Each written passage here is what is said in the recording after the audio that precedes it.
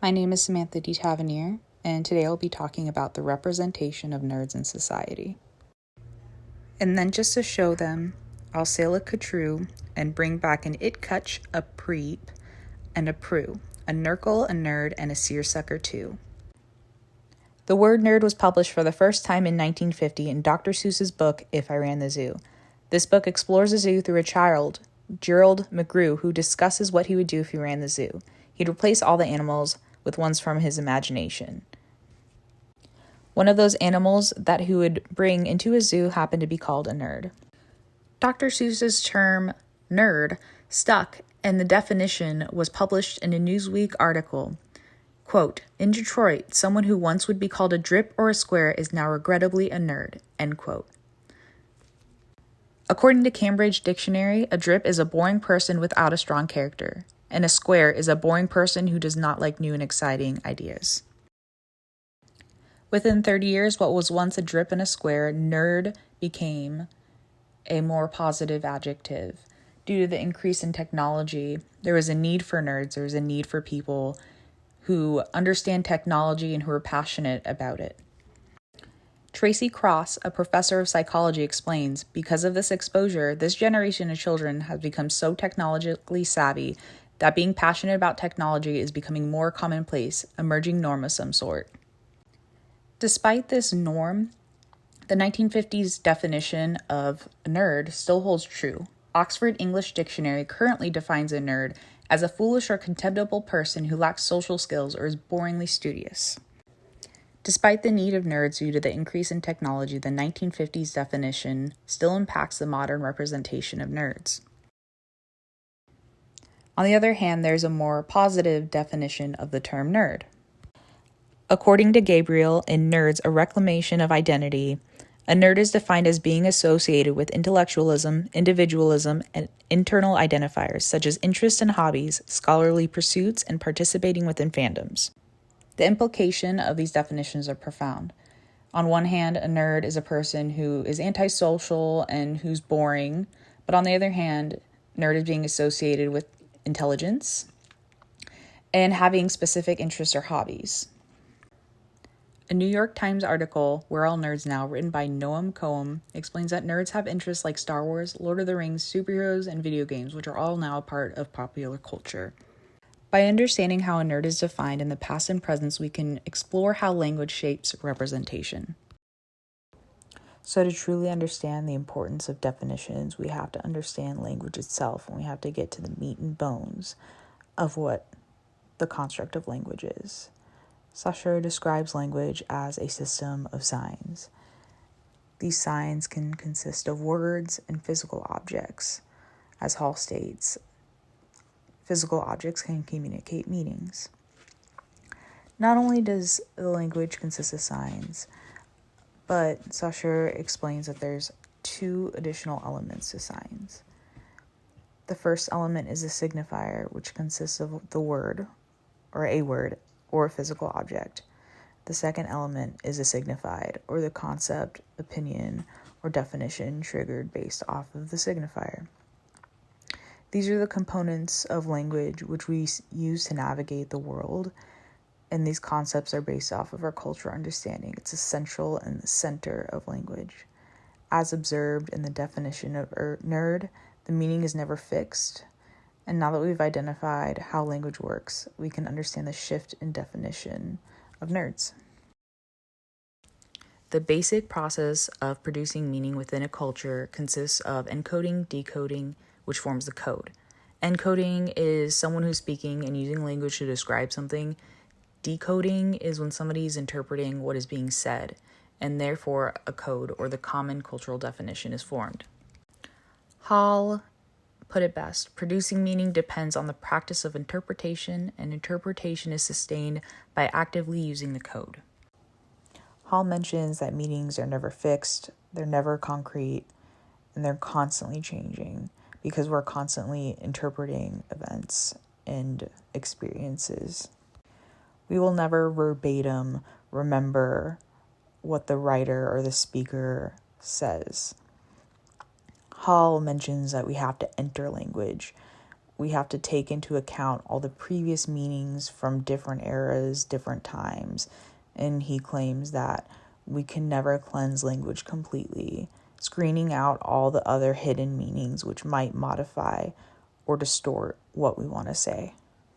As I mentioned before, the shift of the term nerd from more of a negative adjective to something more positive happened due to the increase in technology, but this language shift changed because people were using nerd in a more positive light. They were encoding and speaking or writing about nerds in a more positive way, and people were decoding or interpreting a nerd as something better than it was, and that kind of formed that same cultural definition and necessity for nerds. The negative representation of nerds still exists today. The definition still remains similar according to Oxford Dictionary, and they're still represented as people who are antisocial and maybe shy. So although it's shifted into a positive light in some aspects, nerds are still represented as the original definition, or very similar to it. Although the process of encoding, decoding, and forming a code seems kind of mundane, it's actually really important. This is how we develop, as a culture, signs that are similar and images in our heads that represent something. It's how we form a common understanding of defining something. Stuart Hall, Jessica Evans, and Sean Nixon in Representation, the second edition, describes representation as the production of meaning of the concepts in our minds through language. The first step of representation consists of the mental image we carry around in our heads. It's also known as a sign. When we hear a specific word, immediately a certain image pops up in our head. This image display happens because we're part of the same culture. But despite being a part of the same culture, the same image doesn't pop up in everyone's heads. And to share this common image, we have to have a language to describe it, which leads us to our second step of representation. Language is the second step of representation. Without language, we as a culture and a community couldn't accurately interpret or discuss the various signs. Understanding the systems of representation and the power and impact of language will help us understand how nerds are represented in society. And if we look at the development of a nerd in the 80s, automatically represented in movies, we think of Breakfast Club or Revenge of the Nerds. We think of somebody who has thick-rimmed glasses, not fashionable, pretty antisocial or awkward, maybe wearing khaki pants and high socks. These are all the signs that are attached to being a nerd. Despite the glorifications and necessity for nerds, it's still stereotyped in today's society. The best example are the agents of Geek Squad, which is Best Buy's technical support. Geek Squad is using the first step of the process of representation and playing off the mental image people have of nerds. They have their associates wearing thick-rimmed glasses and white button-up t-shirts with a tie to portray the signs of what a nerd is. They are alluding to the characteristics of a nerd, which is trustworthy, maybe a little antisocial, quiet, but technologically savvy, in order to promote their business and to gain trust from the consumer.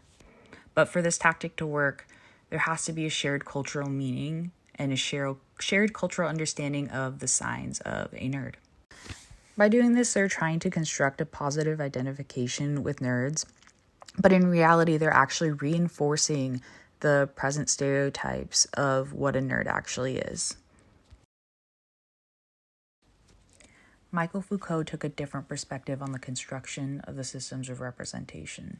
He focused on discourse, or as Hall states, a group of statements which provide a language for talking about a way of representing the knowledge about a particular topic at a particular historic moment.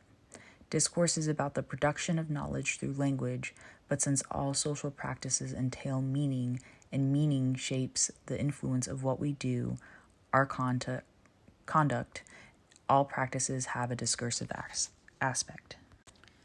Discourse intertwines both linguistics, meaning, and action. Foucault focuses on the construction of knowledge and how a topic is talked about, how we put it into meaning and into action.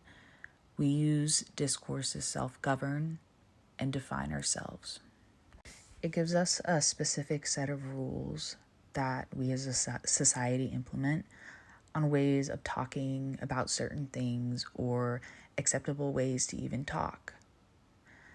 It also limits us by restricting how we communicate with one another, what's allowed to be said and what's not allowed to be said. Nerds are not outside of discursive formation. Gabriel found that most nerds self-identify based off of how they view themselves in the world or in the culture. According to Foucault, many people believe that power comes from the top down, but in reality, it's the culture themselves that self-regulate. Language is the tool we use to put ourselves in a box, and we do it to ourselves based off the structure of language. As I previously mentioned, nerds are expected to act like and be specific things and form a specific role in society. Although the individuals in nerd culture may differ ethnically, demographically, through gender, sexual orientation, etc., they all have one thing in common. They are nerds. And by being a nerd, they're subjecting themselves to the rules and regulations of the culture which makes them become the subjects of power and knowledge. To further discuss discourse of the subject, I will explore ComicCon. ComicCon is a yearly event that happens over a 3-day period where nerds gather.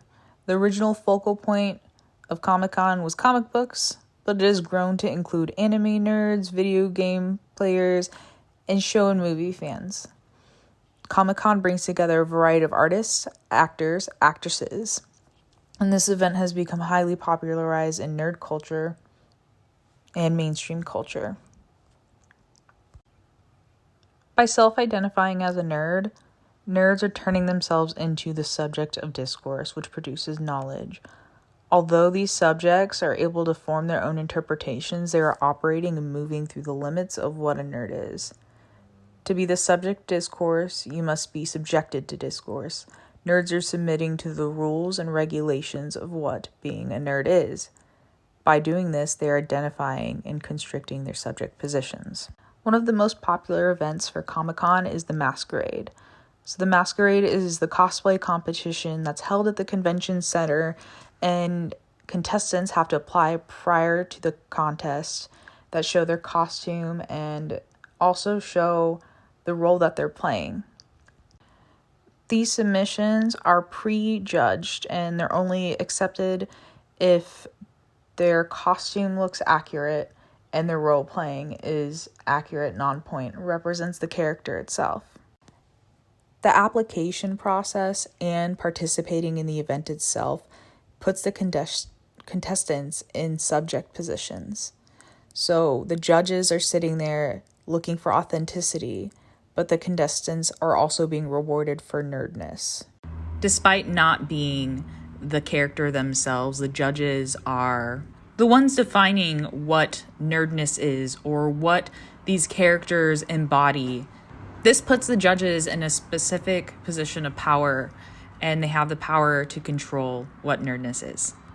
In his study of linguistics, Saussure discovered that the difference is key to forming meaning. Meaning is often determined by direct opposites. A great example of this is nerds and jocks. This helps us identify the signifiers, which creates a signified. This allows us to produce meaning and define the world we walk around in. Although necessary, this can have negative repercussions. This can create an either-or construct which polarizes and categorizes people. It makes people the subject of discourse because what we identify, we become. This will be explained a little bit later. But when we're dealing with binary oppositions, people have to be both things at the same time. You're always one of the constructs, but there always has to be an other. This is limiting because it takes the individual out of the equation. They cannot mix or exist within both constructs. Representation of nerds not only happens through advertisement, but it happens in the media and popular culture. This happens because of the exploitation of difference and binary constructs. A great example of this is this scene in The Breakfast Club. You don't know what she was doing. Oh, watch what you say. Brian here is a cherry. A cherry? She was in a plane. France. A cherry. When have you ever gotten laid? I've laid lots of times. Name one. She lives in Canada. Met her at Niagara Falls.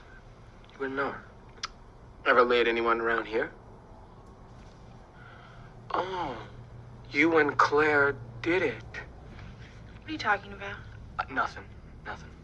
Let's just drop it, okay? We'll talk about it later. No, drop what? What are you talking about? Well, Brian's trying to tell me that in addition to the number of girls in the Niagara Falls area, that presently you and he are riding the hobby horse. Little pig. No, I'm not. John said I was a cherry and I said I wasn't. That's it. That's all was said. Well, then what were you motioning to Claire for? You know, I didn't appreciate this very much, Brian. He is lying. Oh, you weren't motioning to Claire? You know he's lying, right? Were you or were you not motioning to Claire? Yeah, but it was only because I didn't want to know I was a virgin, okay? Excuse me for being a virgin. I'm sorry. Why didn't you let me know you were a virgin? Because it's personal business. It's my personal, private business. Well, Brian, it doesn't sound like you're doing any business. I think it's okay for a guy to be a virgin. You do?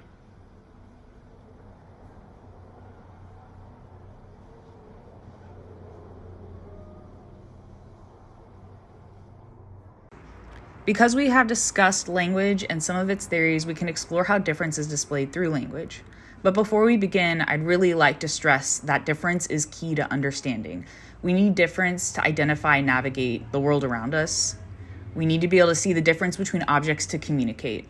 It's not a good or bad thing. It's key to understanding, but it can also have negative and positive effects. Difference is not an either-or construct. It's an this and. It's both good and bad. So to explore this, we're going to take a step back to linguistics and Saussure. As I previously mentioned, difference matters because it helps us navigate and understand the world we walk around in. Without difference, as Hall states, quote, meaning could not exist, end quote. There's a problem with this, though. When there's an either-or construct and not a this and, it takes away all the areas of gray. If you're a nerd, you have to be interested in technology or like comic books, but you can't play sports. Jock/nerd shouldn't be mutually exclusive because you can be both a jock and a nerd. In The Breakfast Club, the language surrounding Brian, the nerd, is a cherry or a virgin. Being a virgin is seen as something negative and it reinforces that he's different, a nerd. But the movie implies that one of the attributes of being a nerd is a virgin.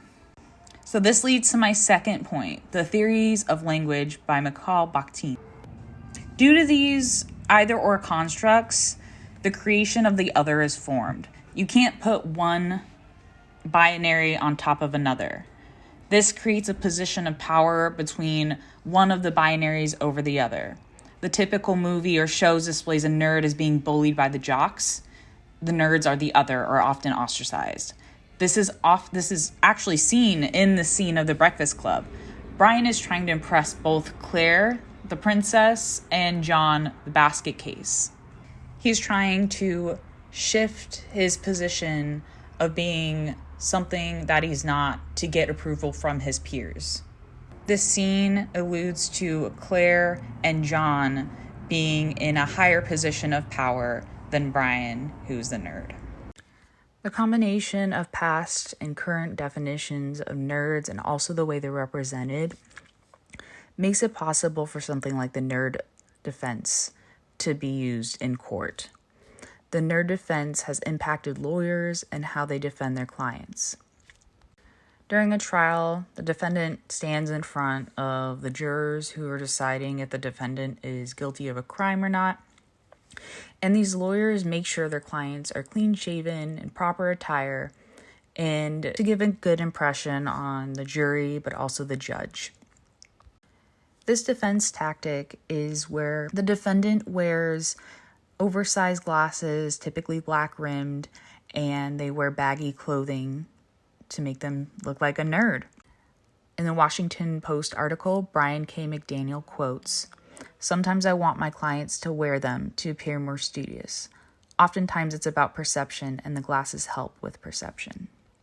There have been a few studies that talk about the perception and representation and the impact of success on the nerd defense tactic. A study done by G.R. Thornton, a professor in the Department of Psychology at Purdue University, published an article in 1944 that states that people who wear glasses in front of a judge often seem more intelligent and more honest, more dependable. The glasses alone carry specific character traits of being a nerd, and that's why it's called the nerd defense. Another study was conducted in 1993 and 2011. They focused on character traits based off of glasses alone, and they found that the findings were the same. For whatever reason, there's a correlation between intelligence, trustworthiness for people who wear glasses. Sarah Mary suggests that the correlation, quote, may be the result of a nerd stereotype that is deeply rooted in one's schemata, in one's social experiences, and the media's portrayal of intelligent people, end quote. Using the nerd defense, I'm going to explain Barth's theory of myth. Barth adds to Saussure's model of representation in his essay, Myth Today. He explains the process of representation by using a broader meaning. According to Hall, he claims that representation takes place through two separate but linked processes. The first process consists of the signifiers, or elements of the image, and the signifieds, the concepts. This is when the second stage begins. After the signifiers and the signifieds are analyzed, there's a deeper meaning formed, which Barth calls the myth. Using the nerd defense as an example, the first process is when the jury sees a man standing before them who's wearing glasses and slightly oversized clothes. The second step, or the myth, is the analyzation of the man. He appears more trustworthy and not capable of committing whatever crime. This two-step process is linked and happens almost simultaneously. This is based off how the culture portrays nerds in society using representation and the language surrounding nerds. The representation of nerds doesn't just happen through the media. People associate someone's looks or their biology with characteristics of a person. Foucault talks about the connection of language to the body.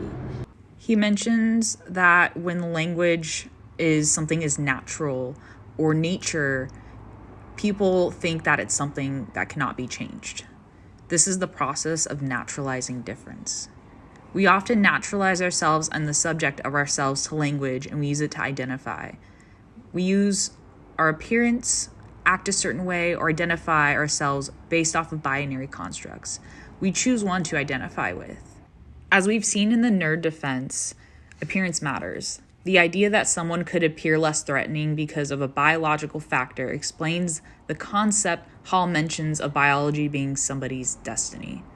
This happens through representation and language surrounding biology of nerds. This scientific community holds a power and is perceived as truth, but in reality, people need glasses to see. They do, in actuality, represent something. It is the way that glasses are represented in society through language that impacts how nerds are perceived. In conclusion, being defined or identifying as a nerd isn't just is. The definition of what a nerd is and how nerds are represented is ever-changing. It's based off of a specific moment in history. The way we perceive nerds is based off of language, which allows us to communicate with others within our culture. We must be able to define a nerd to understand it.